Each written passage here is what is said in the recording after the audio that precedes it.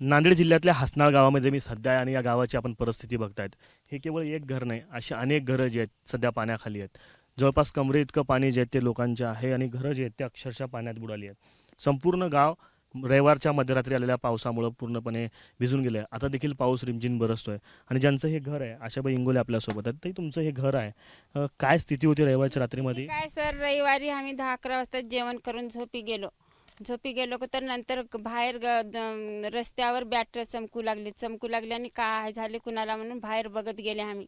पुरा गावामध्ये पाणी आल्यावर आता आल्या म्हणून इकडले तिकडे इकडचे कोणा पुरा छातीला पाणी घरामध्ये शिरलं।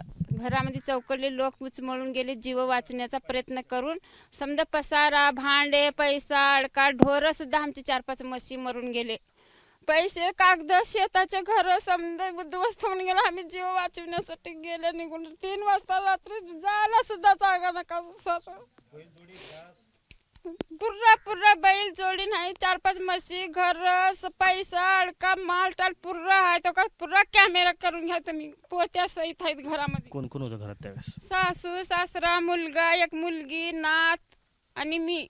आमचे देर, 2 भाई, एक मुलगा त्यांचा, हे समजेच होते आमचं परिवार। 2-3 कुटुंब परिवार आहेत आमचे।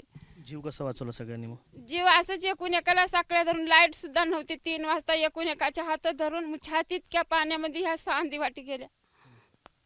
मग नंतर आता माळाला चालत गेले, तिथं ऑटो रस्त्याला टेम्पो समधी उभा केले होते। तिथं जाऊन आता कोणी आमच्या घरी या, कोणी तुमच्या घरी या, ते दुसऱ्याच्या घरोघरी जाऊन रात काढल्या। सकाळी तिथं कोणी येईना गेले, कोणी जायना बघना गेले। परेगावचे माणसं खिचड्या, स्वयंपाक, पाणी व्यवस्था केली। आम्हाला सरकार काही व्यवस्था केला नाही। काल किती वर्षांपासून राहता तुम्ही इथं गावात? किती वर्षांपासून? पुरा आमची जिंदगीच इथं गेली की सर। आमचं लग्न होऊन 30 वर्ष झालं।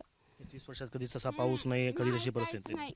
तळ्याचे सुद्धा आम्हाला दिवाळीपर्यंत तुम्हाला धक्का नाही असं म्हणू लागले। तर रातून पहिले एक बार असंच केले, पुन्हा येऊन देणार नाही। तळ्याचे आम्ही पाळू फोडत्या, दरवाजे फोडत्या, येऊन देणार नाही, दिवाळीपर्यंत राहावा म्हणून म्हणले। आणि आम्हाला असं धोका देऊन आमचे जीव उद्ध्वस्त करायला हे 30 वर्षांपासून उभा केलेला सगळा संसार होता आणि एका रात्रीत पूर्ण संपला। एका रात्रीत नाही, 5 मिनिटांमध्ये समजा होऊन गेलं। 5 मिनिटांमध्ये असे किती लोक आहेत, किती घरांचं आहे सगळं? 300 घर आहे काय सर। पूर्ण हसनाळ गाव हे पूर्ण गावच आहे।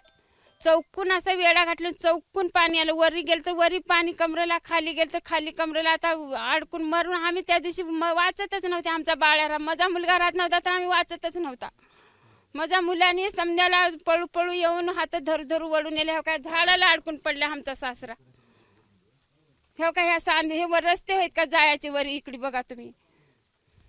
आता आपण जर बघितलं तर फक्त छतं जी आहेत ती घरांची दिसत आहेत आणि पूर्ण हसनाळ गावाची ही स्थिती आहे। जवळपास 250 ते 300 घरं या गावामध्ये आहेत आणि सगळी गावं जी आहेत, संपूर्ण गाव जे ते पाण्याखाली सध्या आपल्याला पाहायला मिळत आहेत। ग्रामस्थ आहेत, अपेक्षेनं बघतायत शासन प्रशासन काय करेल।